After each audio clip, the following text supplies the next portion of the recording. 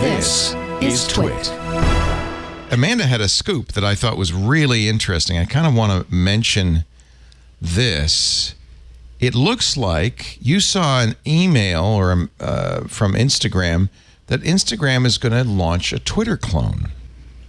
See, I love that you think it's a scoop because I think Leah Haberman and Matt Navarra posted this before me. So thank you for giving me the credit. But tell my editors that it was a scoop. Leah tweeted it, but that doesn't count. You wrote the article. That's what matters. Yeah. I mean, also, actually, before we got on, apparently, the incoming CEO of Twitter, Linda Yaccarino, sorry.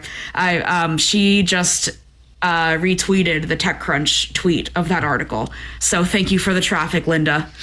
That's interesting. I wonder why the new CEO of Twitter would be promoting a major competitor from Meta.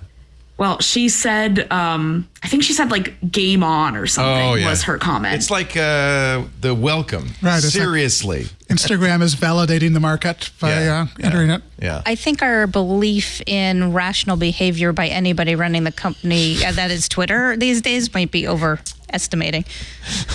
I wonder what Elon will say. So Instagram is, and this is the slide, I guess, that Leah Haberman got.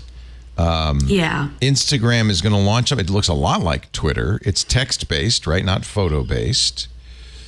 It says, quickly build your audience in one tap. Anyone can follow the accounts they follow on Instagram. So it's kind of just Instagram comments in a kind of a separate space. Yes? That's what it feels like a little bit. Yeah, it seems like it's going to be very similar to Twitter, but basically, if you have an Instagram account, then you can just carry over your handle and your verification status if you're verified. And then it'll give a little notification like Amanda is now on whatever they name the Twitter clone. But yeah, I mean, this is all very speculative. Instagram wouldn't give me a comment on the record about it, but there was another blog. It's in the article, but I'm forgetting the name now. But they did give them a comment, and they were like, this is in development, essentially.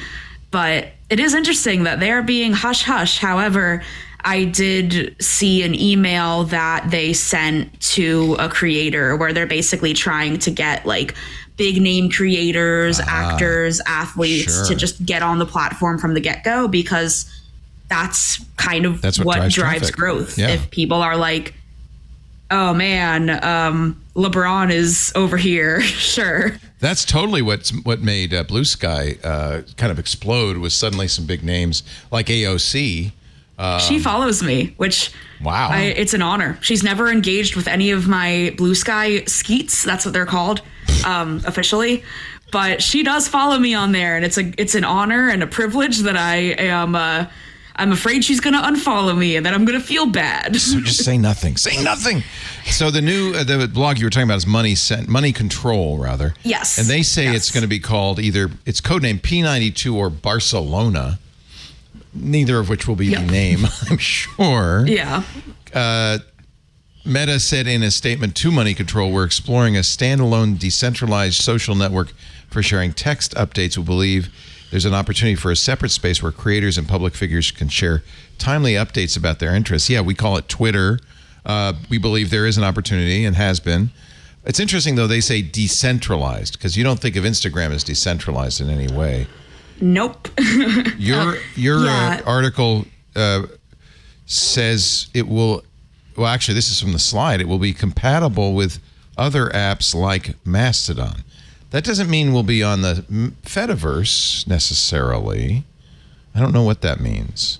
Yeah, it's really confusing wording because, like we were talking about this before we went live, that it's just confusing because you would think that if it's compatible with Mastodon, then it would be built on ActivityPub. But maybe it's not. Maybe, like, are we going to have, like, Amanda at Instagram.com? Is that how it's going to be interoperable? It's like the tech behind it feels very vague, but I guess I think it'd be cool if it's decentralized. Yeah. There's some like little bits of I when I saw this get tweeted and social media'd, I saw a lot of cynicism behind it.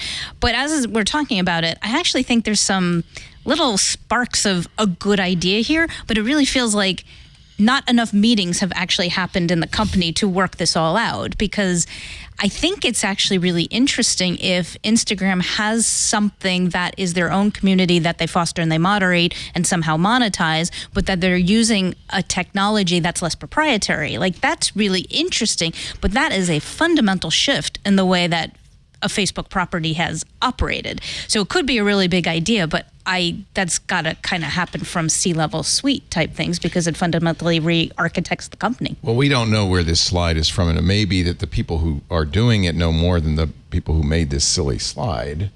But I completely agree with you. I think the opportunity is very interesting.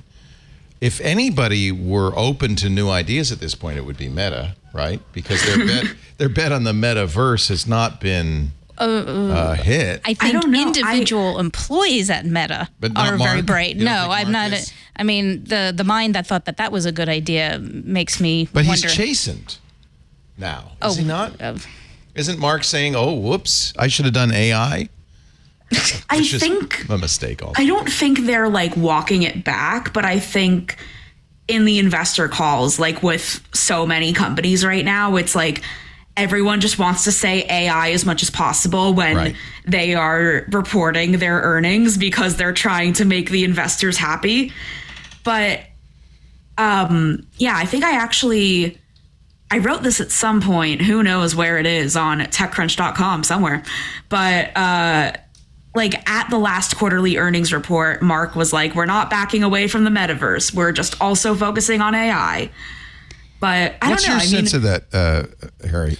Well, I know you've written a lot about this. They're not abandoning the metaverse. Like, abandoning the metaverse would involve things like shutting down MetaQuest and so forth, which I do not expect to happen.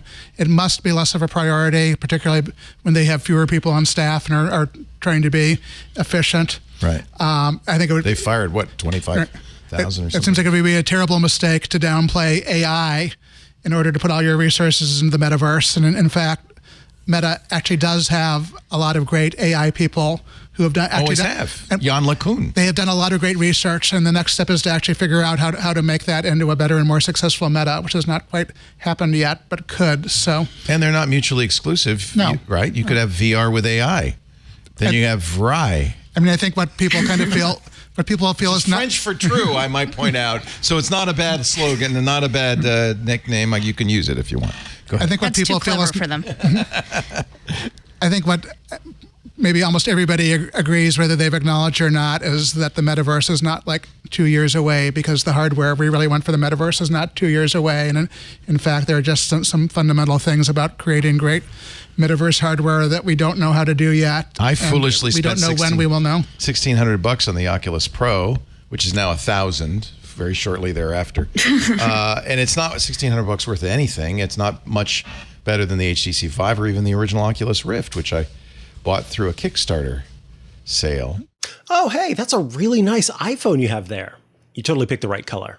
Hey, since you do use an iPhone and maybe use an iPad or an Apple Watch or an Apple TV, well, you should check out iOS Today. It's a show that I, Micah Sargent, and my co-host Rosemary Orchard host every Tuesday right here on the TWiT network. It covers all things iOS, tvOS, HomePodOS, watchOS, iPadOS. It's all the OSs that Apple has on offer, and we love to give you tips and tricks about making the most of those devices, checking out great apps and services, and answering your tech questions. I hope you check it out.